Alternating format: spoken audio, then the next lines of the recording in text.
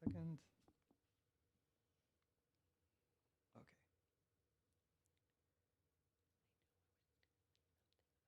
All right, we're starting.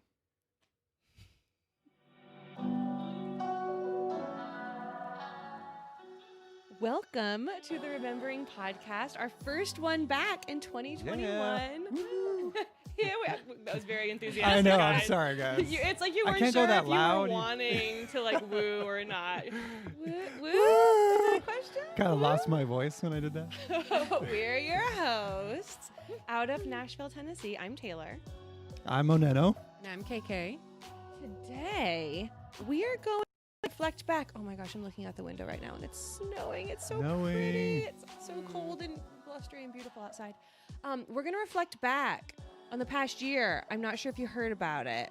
2020, it happened. Sure did. It's been the talk of the town for quite a while. Yeah. And everyone, I mean, granted, there were some challenges thrown our way. But we were reflecting recently about how when people call 2020 a dumpster fire, something inside of us recoils a little bit because I hate to just throw the baby out with the bathwater. Like, there are definitely some really poignant lessons that last year had for us that we're still holding on to and we're still learning and we're still kind of figuring out how to carry with us into the new year of 2021. And so we're going to talk about that stuff today. Yeah. We're gonna, maybe a little silver lining action for the year 2020. However, before we get started, I saw recently that you were involved with a really cool project. Yes. Could you tell us a little bit about that? Totally. Your music side, your alter ego. Maybe your podcaster is your alter ego, and your I music think so. side's your main ego. It's all. I'm still like going through an identity crisis. I Great. think. Yeah. Yeah. For the last few years, my brand online has always been music and meditation. There you go. So but the music side is pretty exciting. So I got this amazing placement in a new video game that just came out called Cyberpunk 2077. Which is like a big deal video game. Big deal. I don't play video games. I know, yeah. And I know about this video Oh, you do? game. Yeah. Great. Yeah. So that's saying something. Yeah, Yes. exactly. It's basically the biggest video game of this season. Good grief. They started announcing that they were working on this game in 2012. Oh my So goodness. they've taken 8 years to finally release it and put it out there. And it's finally out. I finally got a PlayStation 5 and I can play it. Wonderful. But yeah, my song called Makes Me Feel Better and another song that I wrote called Dirty Roses ended up in the video game. And that song, Makes Me Feel Better, ended up being the song they used for the trailer of the video game. Crazy. It's It's remarkable. insane. And as of today, that trailer has 32 million I views. can't even believe it. I know. That's It's awesome. like the coolest thing that's happened with some of my original music. Yeah. So to celebrate this, I've released an EP called Laser Burn, Yeah. which is another cyberpunk kind of themed album of my own. It's 3 songs, and all 3 of these songs were part of the library of music that I made to pitch to the video game. Yeah. And they ended up passing on these ones while they used those other ones. These are 3 of my favorites that I wrote, and so I thought I'd just put them out on an EP. I will say the vibe of this music is so cool. It's fun, right? It's Yeah. so fun. It's definitely pump up music. Oh, yeah, Like yeah. it's like driving at nighttime, going faster than you probably should. Oh, yeah, definitely, It yeah. has like this whole vibe to it. Yeah, if you're not paying attention, you might breach 100 miles an hour. Yeah, if you're just, careful. But yeah, Careful so with there's 3 songs. Laser Burn is the title of the album and also the title of the first song, and that's kind of this like drum and bass dubstep vibe. And you did all the instrumentation yourself? Yeah, I write, I produce everything, and then I mix it all. It's 100% just me and my laptop, Wow. but they so much sound fun. huge. I love that. Yeah, and then Watch Your Back is like this kind of 9 Inch Nails guitar-driven song. Yes. And then the third song is called Blur, and that's like a real lower tempo, kind of grimy electro vibe. Grimy, I like oh that yeah, word. yes, yeah. So I'm not going to play any of the songs here on this podcast, but if you want to find them, they're up on iTunes and Spotify, and on my YouTube channel. Everything, just search for OnenO or search for the album Laser Burn. It's spelled think we should- Lazer, by the way. Lazer. We should put a link up on our Instagram page. Yeah. On the Remembering Podcast. Good idea. Yeah. Yeah. So that way, if you're listening, Just go to our Totally. Instagram page and you can find it there. That's perfect. Yeah, I appreciate the shout out because my Instagram, I think Instagram can tell when you're trying to promote something. And so You it's shall like, not promote. seriously, The it's AI like, is so. it's brutal. Oh, It's that brutal. Sneaky. Damn AI. I know. We're fighting the He's so machines weird. like Neo in the Oh Matrix. my gosh. Yeah. But yeah, My 4-year-old son asked me today, speaking of AI, or last night we were going to bed. He's like, "Where does Google live?" Whoa. Good Because question. we're always talking to our Google because we have a bunch of Google Homes. Where does Google live? And I was like, you know, kind of in like the space between the things. Mhm. he goes, Like is Google God? is Google Yeah. a boy or girl? And I was like, well, you can change the voice. It could go either way. I Could was like, be. Google's sounding a lot like God right now. Yeah, exactly. I was Kind of like, weird. Oh, no, Yeah. this is, He's oh, this is getting really omnipresent. meta. He's I don't know everywhere. about this. Yeah, that's kind of creepy. Wow. But anyway, AI. Yeah. So we want to help you promote your stuff since Instagram's AI is Yeah. trying to sabotage Does you. not enjoy self promotion. Well, No. we're gonna do it. Yeah. Because this is badass. Thank It's you. really, Yeah. really cool. It's Like, it's a super big proud. deal, and It's then definitely worth celebrating. it's so fun. It's trippy because I got the game, like I said, and so I've been playing it, and it's crazy because they have like radios all throughout like different levels. Like, so you walk into like a warehouse and there'll be a radio playing a song, and the level of occasionally, detail is just so oh cool. yeah, it's an intricate game. Yeah. And so occasionally I'll be like on a mission, right? And then I walk into this room and then my song is playing and I'm like, holy shit. Focus I was on not that now. prepared. Like- Yeah. Not prepared. And then I probably die or something, because I'm like Yeah. rocking out to the song. That's rad. That's But so yeah. cool. So yeah, this exciting. album I'm pretty stoked about, and I wrote these songs in 2018 and 2019, and now I can finally talk about it all.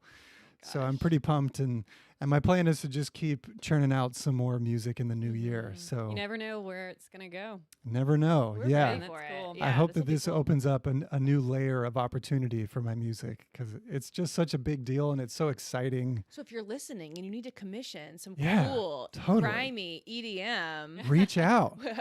he's your guy. Yeah, have a give your boy hookup. OnenO. Reach out to your boy. Amazing. That's Yeah, well, thank you for that. I Mhm. appreciate that. Yeah. But yeah, so let's talk about 2020, because Mm. I definitely agree. I think the interesting thing to me about 2020 is so many people just kind of summarize it as a shit show, which, to be fair, in a certain sense, yeah, it was a crazy year.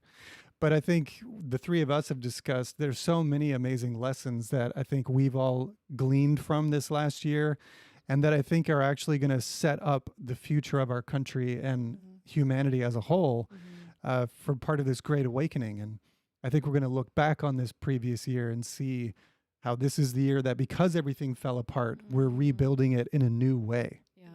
So, And yeah. when you talk to anybody about the defining moments in their life, the experiences they had that really shaped them, yeah, no one says, "Oh, it's that year when everything went really well."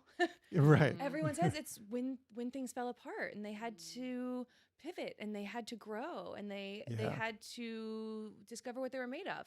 And I think that was kind of last year as a whole. Yeah, it Yeah. was for sure. One of the books I read last year in 2020 was Jordan Peterson's 12 Rules for Life. 12 Love Rules that for book. Life. That just keeps coming up. It's a so good, I good. feel like Spirit's like hitting me over the head with It's it. a like, good yeah. one. Yeah. Well, one of the chapters is about how order and chaos do coexist. You cannot have order unless you have chaos. And out of the chaos, order is then reestablished.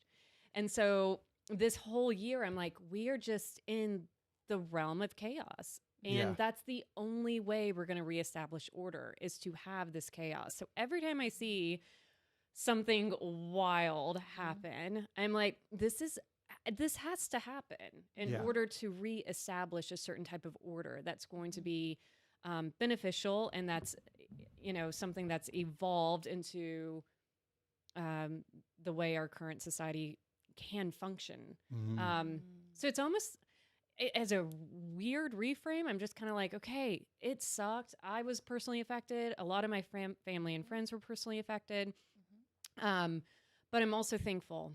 Yeah, I'm thankful for the chaos. totally. And there's the thing about I feel like for the last few years before 2020, I mean, I'm in the salon all day behind the chair. So I'm having conversations with 8, 9, 10 people a day. And a theme that kept coming up was we're on a runaway train. Something is broken. I don't know how to slow down. I'm perpetually stressed out, but I don't know how to stop it. Yeah. The system isn't working. And so it was like someone just put a stick in the spokes and we lurched to a halt last year. And when you lurch to a halt, it feels uncomfortable. It's disorienting and you feel jumbled up. However, it may have been what we needed because these systems were not sustainable for us. The rate that we were going with materialism and our workloads, like workaholism, and our lack of priorities when it came to work versus family versus rest and things like that had all gotten out of whack. Yeah. And so, like any infection, you have to get the junk out first. You have to lance the wound. You have to get the poison out. I'm avoiding saying the word pus because I really hate that word. But you have to get it out. Yeah, you do. Before the healing can take place. Yeah. And it felt like a year of lancing an infection. And we're still feeling that a little bit. I feel like we're in like it's almost out. You know, hey guys, we're really gaining on this thing. Yeah. Yeah, you have to get the poison out before the healing can happen. And that's just the metaphor that has really been with me. Totally. Yeah, when I look at what's been going on, I think you can look at things through the lens of everything's falling apart. But we talked in one of our previous episodes about the dark night of the soul, and we've talked about the hero's journey and the call to adventure.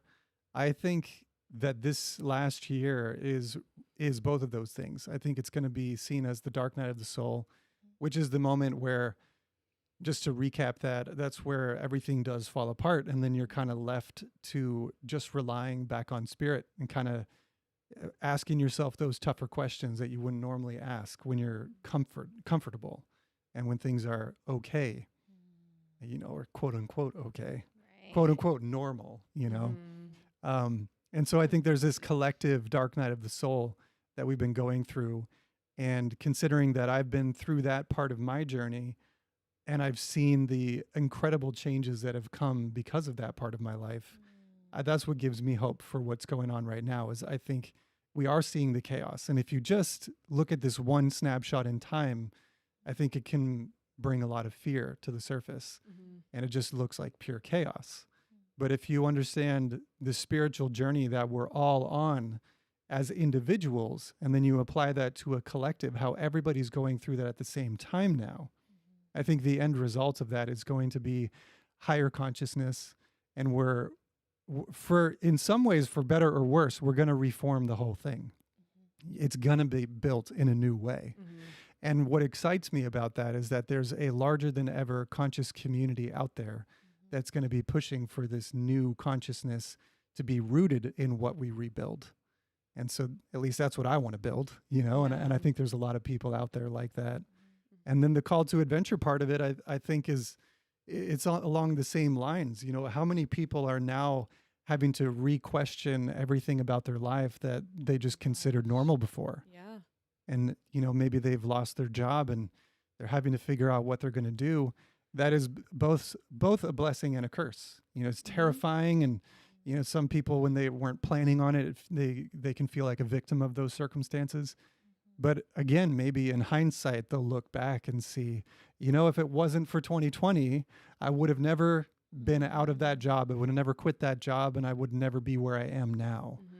So, so it's tough, but I think it's going to result in a lot of inner searching. And I personally like that it's kind of also bringing up this challenge of how we view authority. And I think it's going to change our relationships with authority, being in the media or the government or other places like that. I'm not a huge fan of extremes. Anything extreme, in my opinion, personally, it scares me. Like, whoa, I'm going to take a step back from that person or that idea. And I think for me, the biggest takeaway for 2020 is that I have seen It's, everyone says that we're so divided now. Everyone's saying like, oh, how many friends have you lost in 2020? And it's like, yeah, I think that 2020 brought about maybe ideologies or personal philosophies to the forefront that maybe you didn't know your best friend or your father or your brother shared those ideas. And I think that this year was a test of your maturity, how much, what is unconditional versus conditional love to you versus, someone else. But I also feel as if, and I want to know what you guys think, but the extremes people have taken a lot of, so we have the far rights that we can see what happened on January the 6th recently.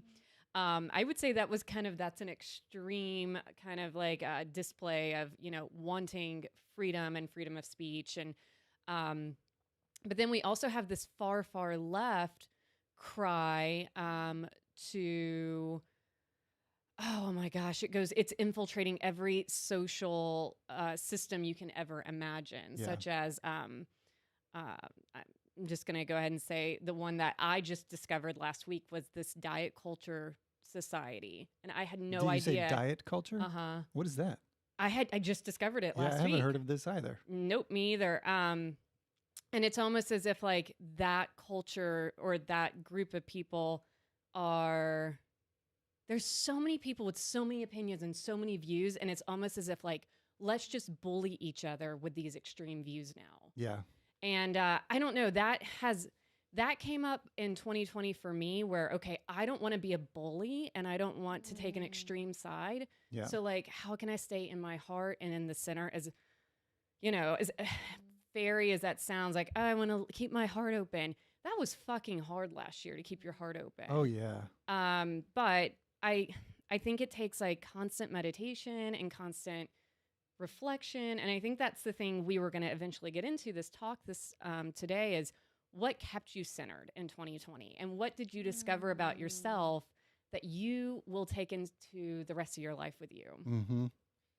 Well, I mean, the first thing that comes to my mind is just finding a new level of owning my truth and being rooted in who I am and not allowing other people's disagreement, because there's a difference between opinions that I value, people that I value giving me opinions, and then social media just shouting at you that you're wrong, right? I think we can all understand that difference. Yeah. So I value the people in my life that are in that inner circle when they tell me like, hey man, maybe you're not totally seeing this the right way. I value that. But what I've also learned this last year then, is that I no longer put value on the faceless people just telling me that I'm wrong on a social media post that I have no personal connection with. It's really easy to let those type of comments get to you. And like, how do these people not see it the way that I see it? And like, oh God, and it's so frustrating. And what's interesting to me too is I know that I'm very opinionated and I'm passionate about my opinions, but I'm also I try to do that middle way thing that you're talking about. I try to live mostly in the middle way, and I don't consider myself either on the left or on the right. But what's been interesting about 2020 is that living that way, people are like, you're still wrong. Yes, you have to pick a side. The middle is more left and more right than someone who falls on either side. True, so you're exactly. going to look extreme to them, even if you consider yourself in the middle. Yeah, I follow this guy on YouTube named Tim Pool, and he's a really cool political commentator, used to work for Vice and been doing his own thing. He displayed a tweet that the Bernie campaign Twitter account just put out this past week that said, you're either on the side of Antifa or you're a fascist. Oh my God. And it was like, really? Like, Those it's are the not only that options? extreme. Yeah. This is pretty bad. And truth is, I don't think most people live there. I think most people live in this middle zone naturally. Yeah. And it's these polarizing voices that say, you must choose a side. And those of us on the awakening path, I think, are just kind of looking from the bleachers being like, when are you guys just going to step up and get out of this division mindset? Because it's only coming, like you said, coming back to the heart, coming back to unity, I think that we're going to be able to build anything. I had a friend recently share with me, with all the debates about right and left. She said, everyone thinks it's a spectrum that's like a linear line that goes out to infinity both directions. And she goes, I've come to think of it more as a circle, where as the circle curves around, there's a point, maybe at the top, let's say, just for visualizing purposes, that is pure fear. Yeah. And so the left curves around, and the closer it gets to that peak is closer to fear. And the right curves around up towards the top, and the closer it gets is towards fear. Yeah. The far left and far right are actually a lot more similar than they think, because Oh, they're yeah. both rooted in fear. It's true. And the majority of people don't land in that area, like you were saying. They're more in the middle, or they're more moderate one way or the other. And I think most people would like to get along with other people. Yeah. Most people don't want to feel like they're in conflict all the time, yet that seems to be the only thing presented to us, Yeah. which doesn't feel fair or accurate. Yeah. Well, unfortunately, we have a media. The media is just... Which we've talked about on the podcast before. Oh, Yeah. man. Yeah. If there's one thing you can do to, like, protect yourself is just Yeah, stop shut it watching the off. news. Mm-hmm. Yep. And even... So, I mean... One thing that I discovered in 2020 I cannot live without is my walks in the woods. Like, and a lot of friends like say, hey, I'll go on a hike with you, or, you know, I'll walk with you. I mean, it is so sacred to me. I enjoy going by myself. Please don't come with Like- me. Yeah. No, thank you. What a sweet offer. Don't do it. We're talking like 5 miles. Like, so yesterday I went on Wow. a 5-mile walk in the woods by myself, and I enjoy it. Potential serial killers out there. Right, Don't- yeah. Sometimes I like call a friend I haven't talked to in a week or Just something. so someone knows where you are. Usually someone knows I if love I'm it. out I at the love it. I love woods. it. But anyway, yeah. So there's this podcast I really like called the Revolutionary Podcast or something like that. I can't remember. But he recites and he reads all these like old not ancient, but like these old wisdom teachings, and they're great. And yesterday, he was talking about what are we giving our attention to? Obviously, what you focus on expands. And I've noticed I have been so wrapped up in the past, you know, during the election and then post-election, and now like what just happened last week. I have been so captivated by like, I don't watch the news. So my only resource of getting news is through Instagram Yeah. and, or like online services. And so I was like, I've got to take all that off my phone because I am constantly throwing my attention into that direction, and it's not feeding me anything. It's confusing me. Yeah.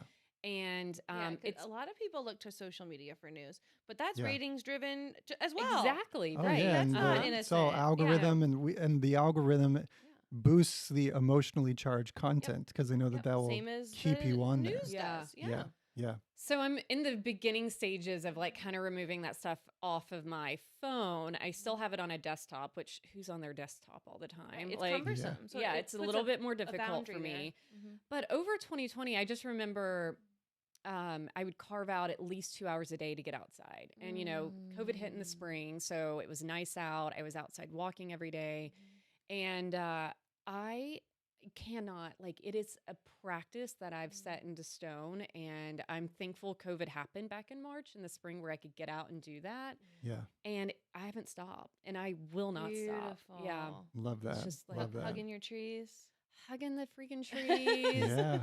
So Looking at the sweet. birds and like, yeah, I mean, Beautiful. I get why people take up bird watching now. I'm just like, I have so had peaceful. several friends say Yeah. this to me recently. One of them got a book. One of them got like a sound guide Really? to recognize bird calls. Yeah. Oh my God. like- so they could hear it. Yes. yeah, So sweet. Like, that's Yeah. the wild blue macaw. Right. Or whatever. I don't know if that's a bird. But yeah. There's a tufted titmouse or Yeah, something oh like that, God, which yeah. just makes me laugh every time. Oh my gosh. Anyway, good one. sorry guys. Anyway, so that is, you know, there's a few books, but I'll get into that later. But I'm interested to hear like what have each of you? you want to hit it first? You hitting the ping pong ball to me? I don't Yeah. know. Yeah. Here's the ping pong. So, Last January, exactly a year ago, I was sitting down to write my goals for the year. I have always been an avid goal setter.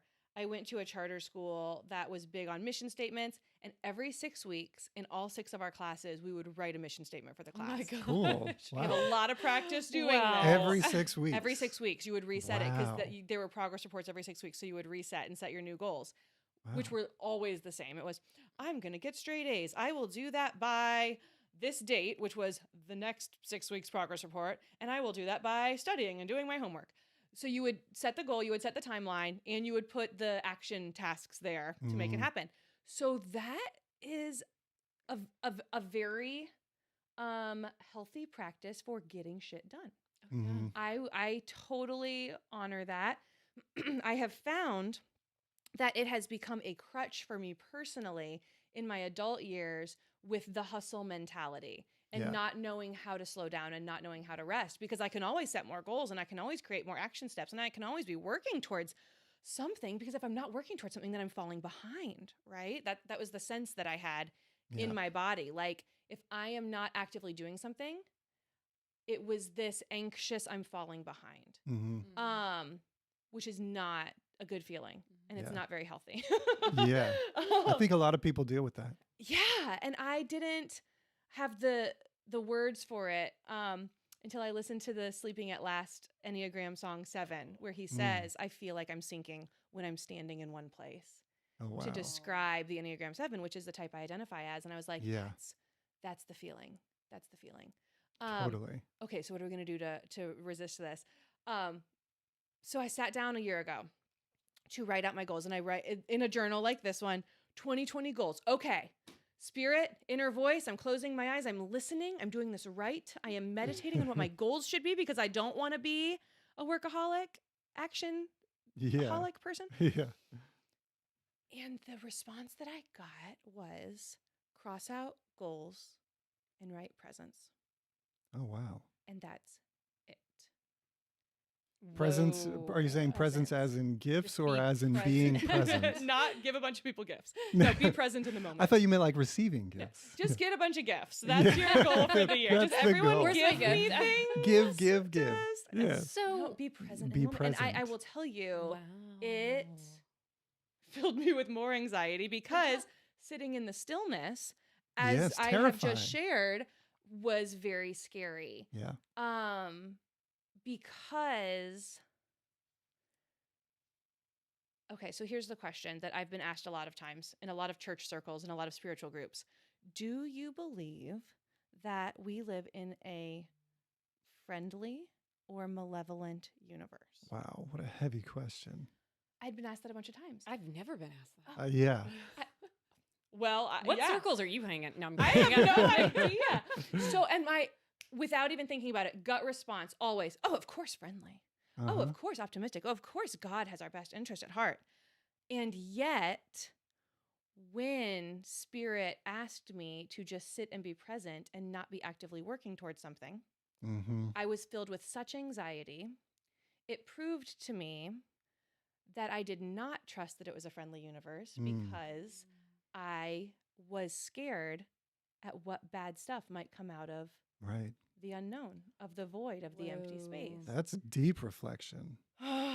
So the theme of my 2020, starting before any of the shit went down back in January, was befriending the void, Mm. sitting in the dark, sitting in the waiting, sitting in the unknown, and watching what comes up.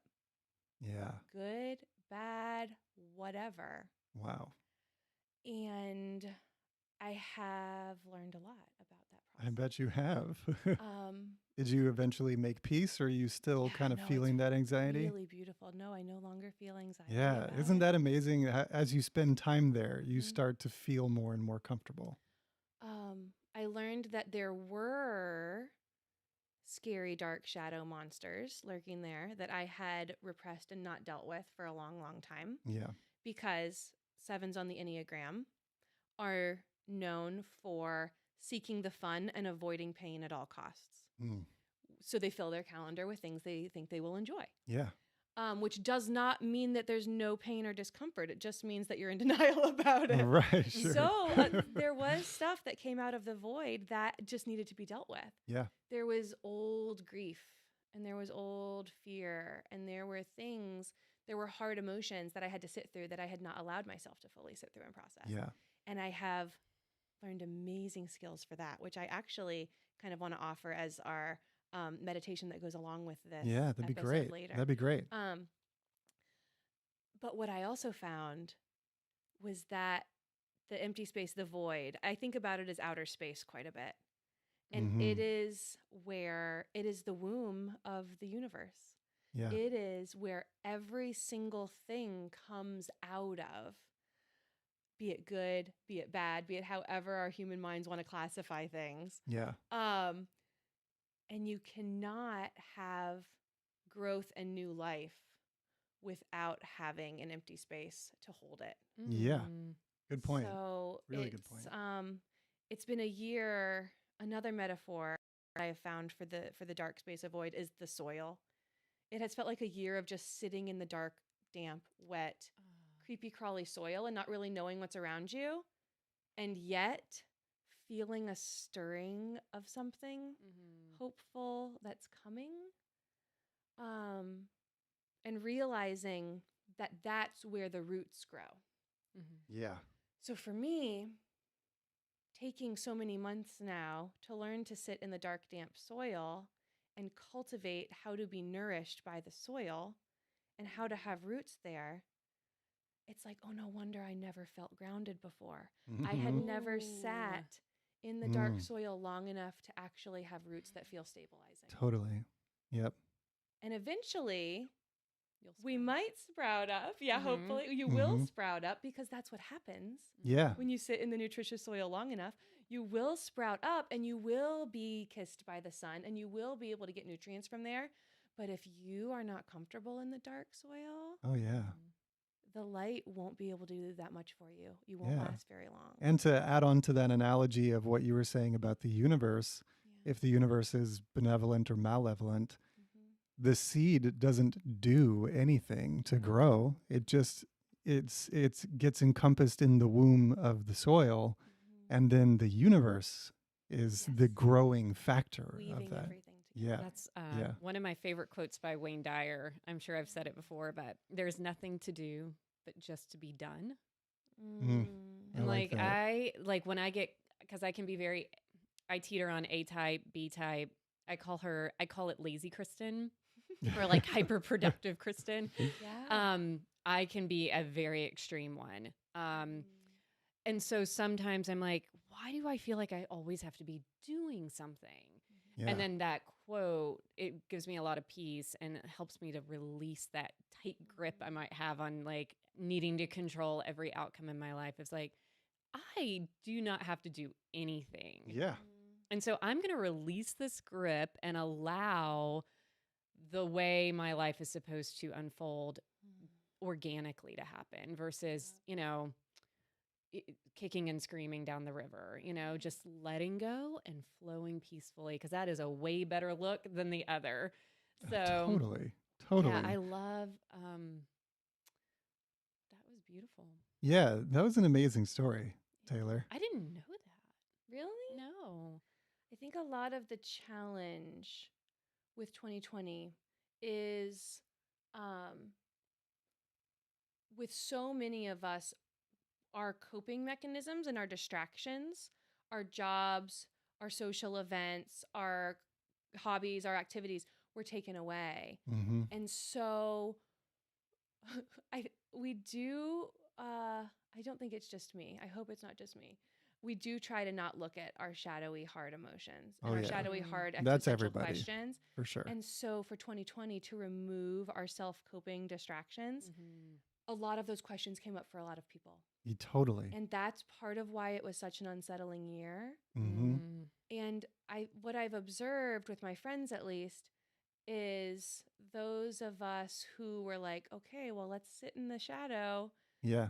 Ended up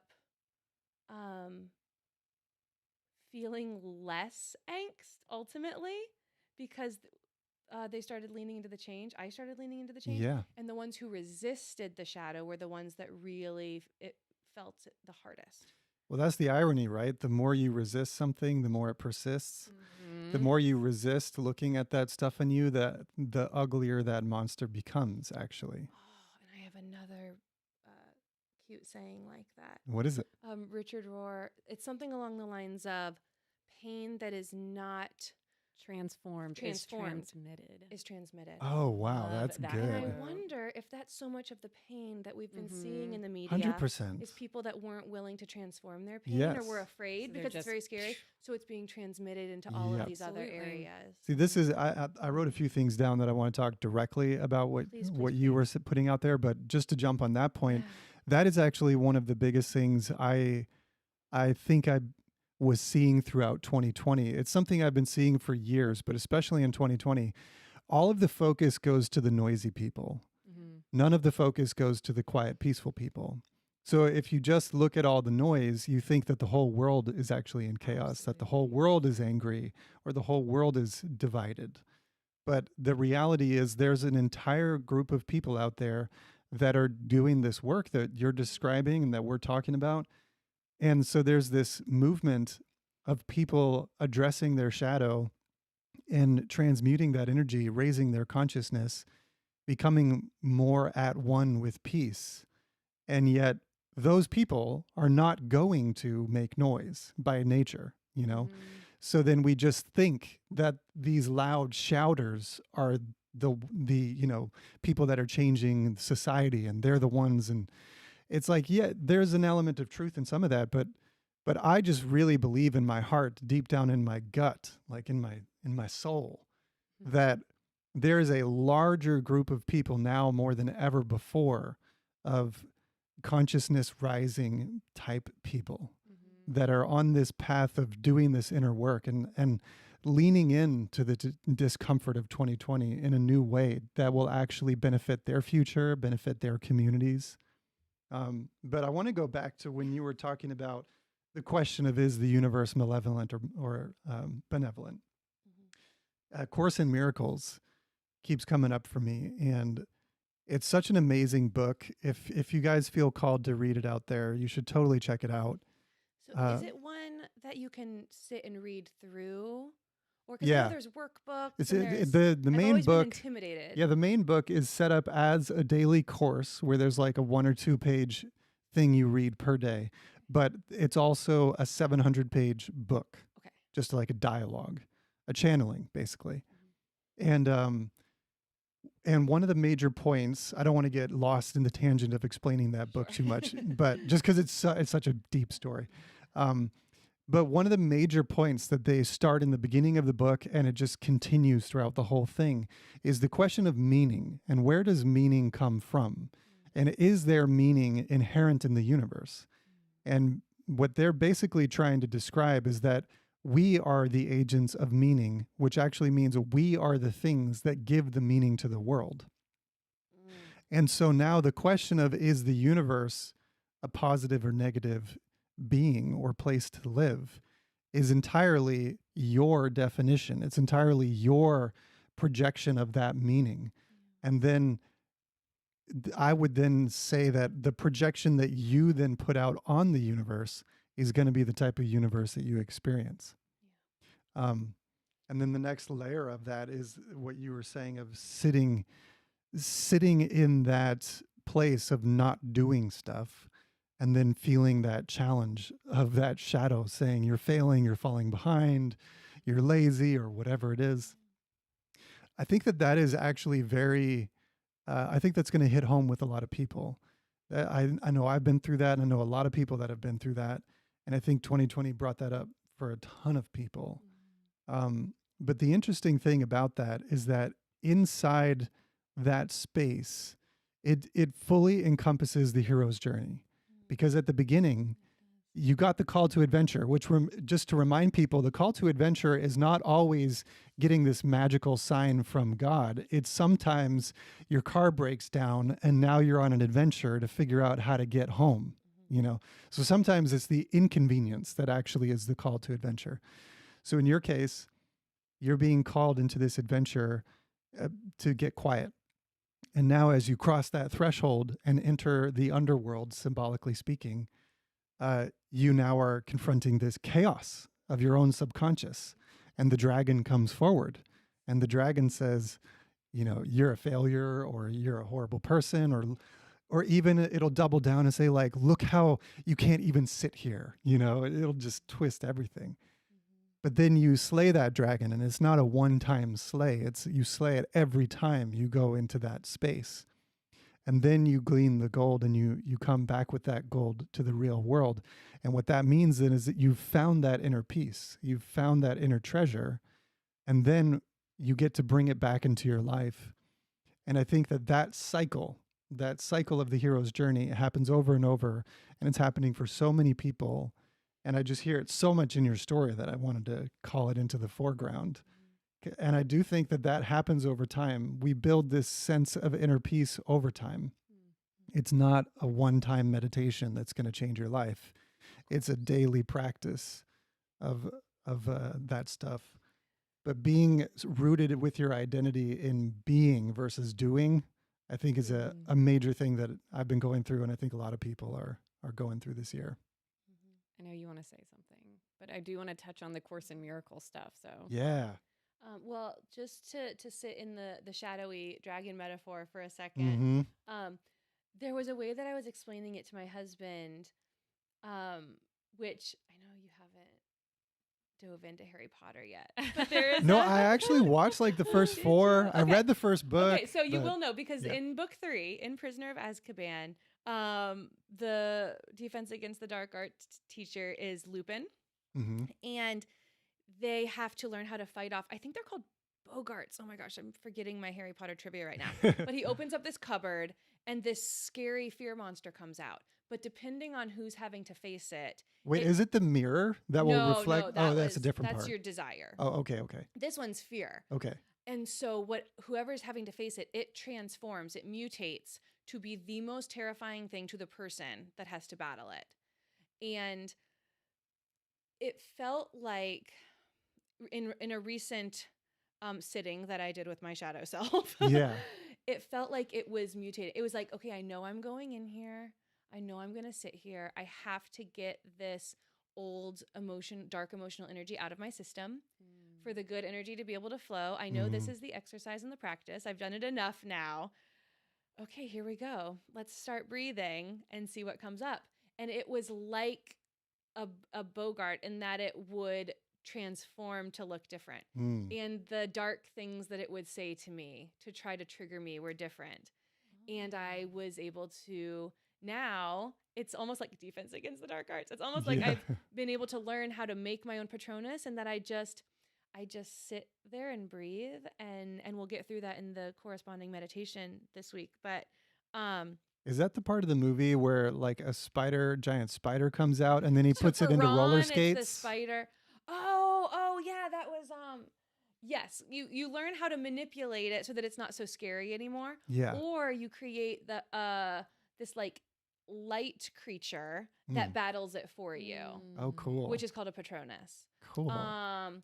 And so there's so many beautiful metaphors in Harry Potter. Yeah, I love Harry Potter so much. But it felt like that. It felt like I was telling my husband, it's like it knew that it was losing its grip. So then it would change shape to try a different angle to try to get to me. Yeah. And I asked my inner voice, is this the kind of thing that I can just like fight off and then it's gone forever? And it actually, my inner voice said to me, my intuition said to me, fear is part of being human. This will keep coming up, but the more you learn to sit with it, the easier it'll be every time. 100%. Yeah. That's why I love every time you battle the dragon, you learn those new skills. And the word courage has taken on a new meaning for me this last year. This definition of courage I got back in high school, but it's just this year has made the most sense for this definition, which is that courage is not a lack of fear. It's actually feeling fear completely and choosing to move forward. And I think courage has become a huge topic this last year. That's Brene Brown. She says, courage isn't measured by your lack of fear. You know how courageous you are because it's directly proportional to how much fear you have going into the situation. Yes. They're totally hand in hand. Yep. KK, what are your thoughts about A Course in Miracles? Okay, I just have three. Like, it's I just have this short list of three. Been taking notes for hours. Just been waiting for my chance. No, real quick. Yeah. So, Course in Miracles, I love this because it just Fantastic book. it is a fantastic book. But this is on their website. It says the course can be summed up very simply in this way. And the entire book is summed up in this sentence. Nothing real can be threatened. Nothing unreal exists. So, and then it finishes says, that by saying, therein lies the peace. Did I cut herein you off? lies the peace of God. I apologize. I just No, didn't it's want to okay. exclude that part. Yeah. And it's beautiful because I also remember, somehow it got burned in my brain, but last year I was listening to an Eckhart Tolle talk, and he said, somebody asked him a question like, does evil exist? Mm-hmm. And he said, evil is simply the identification with form. Mm. And form on this physical plane is unreal. Right. So therefore, it's not real. So it can be threatened. Everything, every institution, every belief system, everything that we've created is not real. The peace of God is what is real. Mm-hmm. And if we can lead our lives through that peace and that connection with God, really cultivating a spiritual life over a material physical life, that is the main priority of 2020. And it reminds me of, so I have I have one scripture and then one quote by Yogananda, but Jesus says in Matthew 6:19 through 20, lay not up for yourselves treasures on earth where moth and rust do corrupt, but so that's it. Yeah. And then Just Yogananda says, Paramahansa Yogananda always taught, do not invest in treasures where moths can eat through. For me, I didn't even realize that, Yogananda was basically teaching what Jesus taught, just in a different language. But the Course in Miracles, that coupled with that mentality, that spiritual mentality of what is my purpose here on earth? It is not to get caught up in this whirlwind of the latest fad or the latest political movement, because what is that doing to your spirit? And I think that should be the number one question. And if you feel that anxiety or that fear, unplug immediately. Take some time 100%. away. Yeah, it's not worth getting your emotions all caught up in that stuff because it's all temporary and it's all false. Like, honestly, either side you're on, it's false. And nobody wants to hear that, and that's going to upset people, but it doesn't matter because that's the truth. Yeah. The truth is this is a game, and the game is called Divide and Conquer. And it's played on purpose. And it's to literally crumble the spirit of not just the nation, because the nation is made up of individuals. It's made up of you. So it's to crumble your spirit. It's to defranchise your own mind and soul. So if you get caught up in that, if you play that game, you should expect that result. The only way to not play that game is to come back to your center and to start thinking in terms of divinity and eternity. Like you're saying, the Course in Miracles says nothing unreal exists and nothing real can be threatened. You have to come back to what is real. Yeah. And so if form and all of these things in the external that we sense with our five senses, if those are ultimately in the universe of form, the universe of cyclical birth and death, you have to come back to finding what is it in you that is eternal. And this is like a wild question to people and seems super mystical, but it's also incredibly obvious because you say these two words all the time. The words are I am. Those two words are the part of you that is eternal. And in the Bible, we call the I am God. And that I am within you is the hint of the eternity within your own being that we are constantly looking from. And Alan Watts makes it so clear with these analogies. He says, we can't see this part of ourselves because it's where we see from. In the same way that a knife can't cut itself and teeth can't chew themselves, a tongue. Flashlight can't shine on itself. Exactly. Oh, that's so good. Yeah. So this is where we look from, which is to then tie it back to Yogananda and Eastern philosophy. This is part of the Upanishads and the Vedic teaching, which is some of the most ancient spiritual writings and texts on the planet. They have this technique called the neti neti technique. I think you spell it Neti, neti neti. And it's basically the only way to find out what's real in the world is to continuously name everything that is unreal. Because you can't actually name the real thing. You can't cut a knife with itself. You can't see your own I am. That reminds me of the Tao. And the Tao Te Ching clearly says in the very beginning of it, the Tao is that which cannot be named. Mm. And if it is named, then it's not the Tao. Yeah. And it's like, oh, okay. It's like, but what is it then? The Tao is also Exactly. the middle way. And it's the middle way, which is what Christianity, when Jesus was here, was called the way. Yeah. And yeah. The not extreme. To tie it back to the beginning. Yeah. So Yeah. anything extreme. And thinking about how anything that is threatened or can be threatened is not real. There's a Richard Rohr quote again, that the true self cannot be offended. Mm. And That's so good. if you feel offense to something, Oh, yeah. it's the ego flaring up. Ding, ding, ding, ding, The ding. false That's so self. good. Yes. And so much of this last year, especially in the debating that happened online, is you offended me. I'm offended by that. Right. Yeah. And so, well, if it's the offended part of you, let's take a look at that. Maybe Right. we can release that part of you because it's artificial.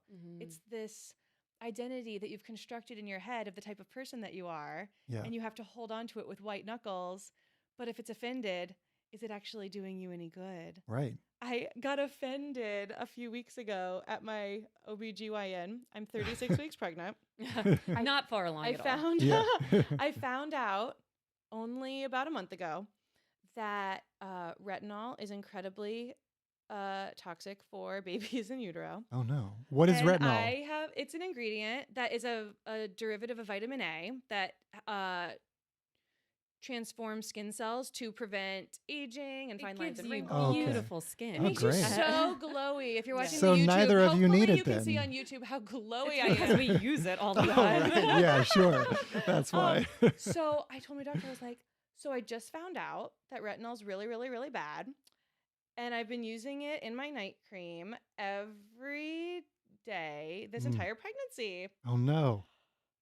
And so, okay. So for clarity, in my online research that I have done, it's really, really bad if you take it like as an oral prescription or if you use prescription grade topical cream. As an ingredient in other cosmetics, it's not shown to cause any birth defects. Let you know in 4 weeks. Yeah. Hopefully it's going to be Yeah. okay. Time But- will tell. But what my doctor said to me was, I've always thought of you as a more holistic patient, and here you are telling me you use Retin-A.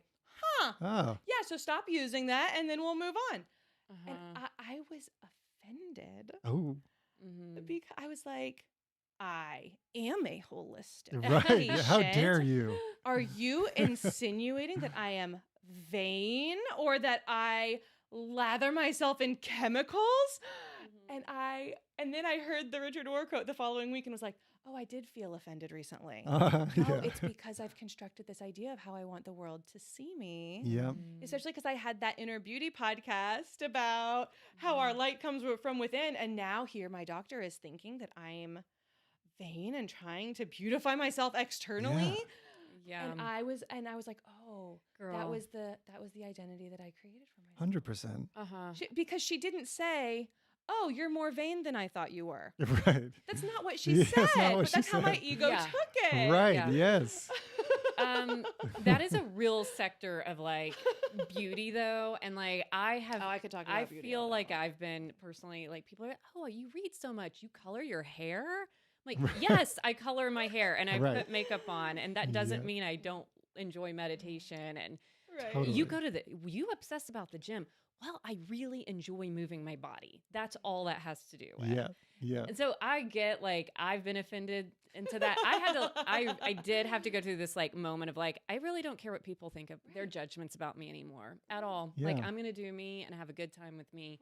Yeah, but I'm going to wear it made that, sweatpants and eat ice cream for dinner but and I'm going to it wear made sweatpants and eat ice cream for dinner it Yeah. and no made one can judge that me. quote so real. It was like I had to Yeah. have that experience to recognize how How that feels. prominent Mhm. Yes. the ego still is, and it will be over Yeah. the course of my life, and it's just a gradual breaking down of that. Every time it gets triggered, oh, I guess that's still a thing. Okay, how can we Yes. release that? So I was talking to a friend of mine. Sorry to cut you off, No, you're good. but No, you're good. I guess I was saying something about the political climate. Not really sure what I said, but she just looked at me and said, "I thought you were more progressive than you are," and that made me feel the same way you probably felt. I was like, "How dare you judge me? And you don't understand you are not in my brain." Yeah. But I just was a little like, why? It's almost as like it was used to be a dagger to me because I did not think exactly the same way she did. And she probably, her and I, obviously, I love her. She loves me. She doesn't even know that that offended me. I didn't say anything to her. Right. I didn't tell my doctor that I Yeah, was yeah. But Right. I'm Yeah, they sharing, don't I'm know. sharing this with you now, though, because Yeah, I'm just like, if that's happening, it's kind of like, okay, equip yourself to be so concrete within, I feel as if I'm very open minded and I'm constantly trying to. I think I sent you guys this idea around classical liberalism. Yeah, I didn't watch that yet. I had no idea. Never heard that term. I'm literally the last week. I'm like, I've what never is that? I've And never what heard is that term that? before And either. what is that? And so I'm constantly diving in, reading books, watching videos. I'm not just getting on Instagram and like, oh yeah, that looks like I follow that person, and I'm just gonna listen and believe everything that one person says. Yeah. I really do my research. I don't really care what box you put me in. And you know what? If that's not progressive, sorry for it. But see, this is the irony with cultural language is that is actually progressive, but yet progressive in the way that these people use the term, in my opinion, is regressive. Because they're saying you're not being progressive, which means, well, you're inspiring in me this, both of you are inspiring the topic of identity politics. And so there's this idea inside of identity politics that you must see me the way that I see me. And if you don't, I will cancel you. Oh yeah, cancel. If you culture. don't, I will shout you down and get you kicked out of society. Yeah. Because I am validated in doing that because I'm offended. And I'm offended, and now I'm a victim, and I've been a victim, and so it's all of these. But that's the ego game. That's the ego. I'll That's the pretend identity. You are who you say you are. If you pretend I am who I say I am. Yeah. Meanwhile, everybody's pretending. Yeah. You know. Yeah. But this is the difference, I think, between the spiritually awakening culture and the social woke culture. And this is what's bothered me for years, is that they have adapted this term being woke to mean progressive, meaning that you're seeing these issues out there and you're shedding light on them. And I have no problem with that on its face value. What I have a problem with is how they go about doing that. Because now there's three of us in this room. We all have three different perspectives on life just because we're individuals, and we all know three different things. We have three different bags of information inside of us. So I might know that plastic bags are bad for the environment, but you might not. But then if I then talk to you and I find out you don't know about it, this is the two ways that woke culture versus spiritually awakening culture handle it. Woke culture then judges you and says, you're full of shit. You're a terrible person. You should have your job removed from you, and because you don't know about this and you don't want to know about this. Spiritually awakening culture, when they find out that there's a difference between you and them, they just sit there in compassion and acceptance. They might still try to say, well, this is what I've learned, but it's not coming with judgment. And you can still have relationship with each other, even if you're not perfectly eye to eye. So to summarize my point right here is just that I think that all of this talk about identity is really at the root of these two paths that I see as going in polar opposite directions, which on the spiritually awakening side, it's all about losing your identity. And that is a painful process. That's the only reason why I feel so passionate about this, is because people then say, well, you're not being progressive, meaning you're not coming over to our social woke side. But the reality is that social woke side, the reason I'm not coming over there is because it's rooted in this identity. It's rooted in the identity of being offended, of being a victim of this, or that. Meanwhile, the other side is actually rooted in compassion and forgiveness, but they say that that's not progressive. So I think that these words are inverted and strangely inverted, you know? That's a big, I think we'll talk about that whenever we talk about cancel culture. Yeah, yeah. We could make a whole podcast on that, I think. Anyway, I have thoughts, but I'm gonna save those thoughts. I'm listening to the audiobook. I tried to read it, but fail. 1984. Yeah. by- George Oh, Orwell. yeah, yeah. I've not read that before, and Yeah. I think he like time traveled into the future and then wrote that book. Probably. Totally did. Because yeah, he saw the vision. I'm listening to it and I'm like, there's just no effing way you just like thought of all, like he had to have had some type of vision, like he's a prophet, like from the 40s. He had some kind of space download. Oh, absolutely. Yeah. Like aliens came to him. And, Yeah. anyway, yeah. Imagination on a whole nother level. Thought police. Able to see through it. Thought and language police. And man, that is what, like, Oh, yeah. yeah, like, I just remembered that you were talking about Yogananda, and you were making me think of part of his book, the autobiography. We're talking about offenses, and I've loved this part of the book. He's describing how he goes to see this guru. Yogananda goes to see this guru, and he's in the guru's temple, and they're talking about the sacredness of life, and they're just talking about how we are that sacredness. You don't earn that sacredness. How it is your being. And it's all of our egos that play these games of, am I worthy? Am I not worthy? Are you worthy? Are you not worthy of being this sacred divine being? And so then Yogananda goes on in the story and shares how this teacher, this guru, I think he was a monk, he's in this shrine, in this temple, and then a person came over who started that kind of social interaction of putting the guru above him, you know, like just kind of like bowing down and being really overly reverent, you know, and so the guru, to make a point, at one point the new person coming in made some comment about this Buddha and like was starting to like bow and worship to it and like show all of this reverence again, and so the guru just pushed the Buddha off the table and broke it. and then the guy's like, why would you do that? It's like a sacred item, you know? And he's like, no, it isn't. Like, none of this matters. None of this matters. Yeah. It's all reminders. See, that's the difference between the woke culture and the spiritual culture. But it's all reminders. The inherent divinity is not in the Buddha statue.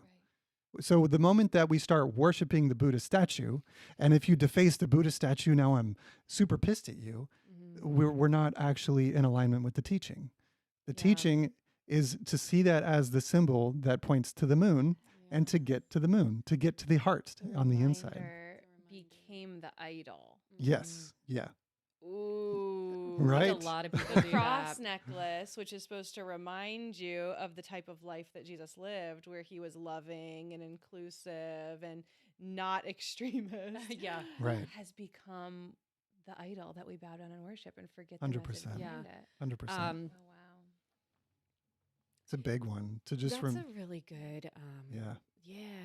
Because I have a lot of like icons, and I have a lot of, you know, this is a really funny side story, but 2020, I decided to be kind to myself, and I hired someone to clean my house. Oh, that's a treat. awesome. Twice a month. yeah, that's It the was a best. huge deal for me because I'm such a clean freak. And I was like, no one's going to do it right. And anyway, I was spending like Friday nights cleaning my house like a mad woman. And I was like, this has got to stop.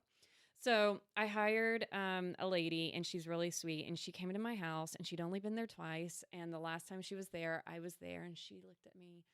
She goes, can I just ask you a question? I was like, sure. And she said, are you a witch? Oh my God. I was like, Are you a witch? Oh my gosh. and I was like, no. And she was like, You're like, I don't think so. Yeah, not exactly. we're like standing in my bedroom. She's like, well, you have Buddha over here, and then you have Jesus and Mary over there, and then you have like, you know, your dried herbs are hanging up in your kitchen, and I was like, oh, I look like this is a little like this makes me happy, but like this is the way I live, and I have my Yeah. rocks and my stones, and I was like, no, I'm not a witch, but I do take a lot of this stuff seriously, and I do enjoy my spiritual life, and this is just reminders.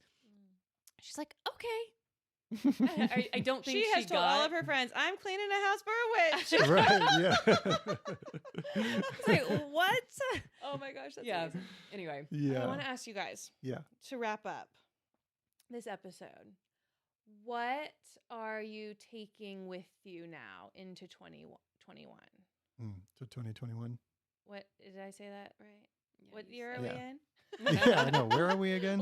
The year that we just started. Yeah. What are things that you, or maybe something that you released that you're not taking with you into 2021?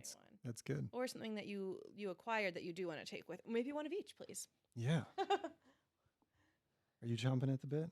Yeah, I know exactly what I want Do to it say. then. Yeah. I got to process. The protection of my family unit is so vitally important to me. So I think what I don't want to bring into 2021 that was present in 2020 is any of that outside noise and bringing it home. Like we can discuss, we can talk, but the most important thing for me is to make sure my household is peaceful and that it's open. There's a open dialogue to, if anything scary happened that day, let's sit down around the table and let's talk about it.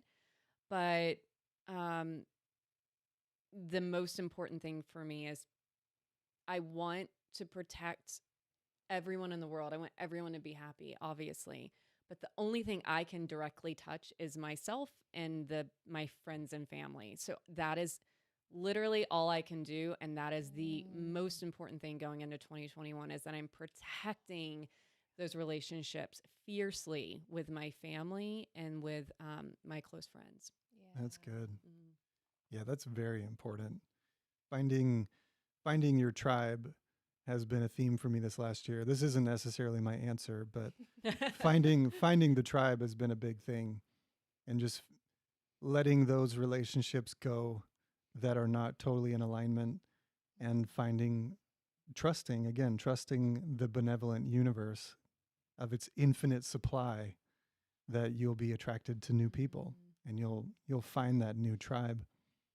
But yeah, about the question, I don't know. That's a really, really great question, Taylor. I think I actually resonate with the second way of what are you letting go more.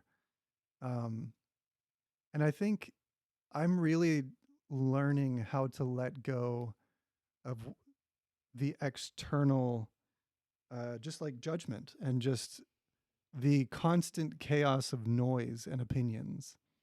And I'm learning how to stand in this, I don't know how to say it quite appropriately. It's a compassionate but firm place in my heart that feels deeply rooted in the earth and deeply rooted in my soul. And I've spent a lot of my life afraid of my true self being revealed to the world. And this has been something I've been working on for years, and I feel much more confident in this place in me now. But especially this year, it took it up to a whole different level, because at first, I've always been trying to be that professional guy out on, touring with different bands, and like I want people to like me and accept me so that I can continue getting work. And then eventually I shed that part of my ego, and then I'm branching into making YouTube videos, and I want people to like me and accept me so that my channel succeeds. And now I've been learning to kind of let that go. But then this year brought to the forefront the need for the friends that I've had in my life, some of them 10 plus years, the need for them to like me and accept me and give me their love. And when some of those friends removed that love and removed that friendship, it felt very weird. And it just kind of revealed this same thing that I've been going through for maybe 10 years now. And so this last year has really rooted me into a different place of just being okay with that. And when I was growing up, I moved so much that I've been okay losing friends. I've kind of learned how to emotionally cope with that. But this felt different. It didn't feel just like a move or something, because it's like, wait, we're losing a friendship because I thought the movie Plandemic was interesting and you don't. Like, that's weird to lose a friendship over. Yeah, Like, that's maybe very we should just have a strange. discussion about that, but not like we shouldn't talk anymore. Like, that's weird. Yeah. So it's just that type of stuff that is kind of revealed this deeper part of me that is starting to be okay with trusting spirit and trusting truth no matter where it leads me. And that's something that I've said my whole life that I do, but this year has called that to a whole new level. And so yeah, to summarize, I think this new year I want to enter into that with that energy more than ever, of just really putting myself out there into the world through the podcast, through my music, through my YouTube, and not relying on the reflection back. It's not that I don't care. I think there's a healthy way to care about that, but it's in the more flippant sense of the word, just not caring about it, just being cool, being myself, and not hiding that or modifying that. That's been a huge theme for me for years, and I think that's where 2021 is going to go for sure. So, what about you then, Taylor? I started this work in late 2020 of it's an inner voice work of learning to quiet down and actually listen to that still small voice inside, which I think you were describing earlier when we talk about the I am inside of us, the divine part of us, the wise, peaceful God part inside of us that's looking out. And it's this work of quieting down and being still enough to actually listen to what it has to tell us. Yeah. Which Jesus was telling us to do all the time. He was always going off to sit by himself. Mhm. No Yeah, one could yeah. ever find him. Yep. And so what I have discovered is learning to trust that divine, eternal, peaceful part inside, Yeah. which is part of befriending the void that I was working on earlier last year. And this really beautiful kind of side effect that has come out of it is my artistic side and my creative side that has been suppressed and dormant since college when I received an art degree and then became incredibly opinionated about what art is and what it isn't and what's acceptable and could talk myself out of making anything. Sure. Yeah, exactly. That's starting to break down now, and I'm learning Good. to not just listen to the inner voice inside for personal wisdom for my life, but to almost allow it to flow out like a faucet and start making things again. Yeah. And that's coming out in writing, and that's coming out in visual art. I went to Plaza Art Store here in town and got like pastels and Love watercolor paper and it. and just Yeah. playing. Because that's the opposite of hustling. Yes. I have to make this for a reason. I have to determine the outcome. It has to have a price point. It has to be fit into the capitalistic model. Or I could just play and see what comes out and what's created and entertain my inner child. And Yeah. so that's what I'm leaning into 2021 That's great. is learning how to turn on that divine inner faucet of creativity and Yes. just kind of sit in it and flow in it and not try to micromanage every detail of my life and just allow the universe to weave it together. Totally. So Yeah, I think sometimes we think we have to grab life by the reins, and that's the only way it's going to go every somewhere. Business coach teaches you. Oh, Be yeah. proactive. I'm learning to be less proactive. When do you be more reactive? Just show up and respond to what life asks of me. Yeah. Which is the opposite of what I've learned my whole life. Totally. But I think there is magic in that playful zone. As I connect with that with making music. When you do music as a business, sometimes it just feels like plumbing or something. You're like, I got to make another song for this thing, and here's the brief. But then to get out of that rut, I go back to what you were just saying, is that I just play, And at this point in my life, I never just sit down and play my piano. Like that's what I did for 10 years when I was a kid. I would spend 4 to 6 hours a day just playing. Mm-hmm. And that's how I built my skill and then became a professional. And now I just do work. And then I'm like, you know what? Today I'm going to spend the next hour or two just playing my instrument. And then I always get back to that creative energy. And then I got a new song idea and something flows forward. But you do have to kind of cut out that capitalistic mindset of just do. And your whole value as a human is in your doing versus your being. Wow. That was great, Taylor. Thank you for sharing that. Thank you, guys. Good I hope you two have the best 2021 ever. Yes. Blessings for you both. For everyone. Blessings for everyone. What does Tiny Tim say? God bless. God us, bless one everyone. and all. Yes, yes. I thought you sounded like the queen. Oh, from The Crown. Yeah. Because you're obsessed with The Crown right, Right now. now, yes. Yeah. Yeah. I would Blessings for all. The Queen is a more flattering identity than Tiny Tim. But Yeah. either one. I just love British accents. Yeah, it's true. Okay. Okay, guys. Well, that was fantastic. You guys, thanks Yeah. so much for listening and watching. We appreciate you so much. Yeah. Yeah, thanks for coming through and Happy New Year to all of you out there. I think we're going to wrap up here, and Taylor is going to lead us in a short guided meditation that we're going to do as the next post. So if you're here on Apple, iTunes, or Spotify listening to the podcast, just pop to the next short episode. Whenever you're ready for your meditation. Yeah. time. That way, if you're driving, you can do it when you're not driving or something like that. Yeah. But to officially wrap up, we like to tell you guys we have an email and some social medias. Our email is therememberingpodcast at Social medias. social We got medias. those social Yeah, medias. that we're never going on apparently because we're boycotting them. I know. We'll be back. We'll be on there posting the consciousness stuff. Yes. But yeah, so email is therememberingpodcast@gmail.com. And then on Instagram, we're The Remembering Podcast. And Twitter, we're Remembering1111. I always say that one weird. Why do I do that? You're just like checking to make sure it's right. I know. like, Yeah, my brain mentally. still doesn't figure it out. But yeah, anyways, thanks for coming through the episode. And we'll talk in maybe 2 weeks. I'm not sure. I just realized something. Yes. This is the 11th episode. Yes. It is On 111. 111. Hey. Which feels really special. Yes. It is super special. We should have said that at the And beginning. it's 111. No, I can't. Oh, no. But It's, that would have been really that would have been hilarious. amazing. I know. All right, That's y'all. great. All right. Well, we'll see you in about 2 Okay. weeks. We never know, though, because Taylor's about to give birth any time That's now. the real deal. We're going to try to be here in 2 weeks. I think so. I don't Yeah. plan on having a baby Yeah. before then. Okay, great.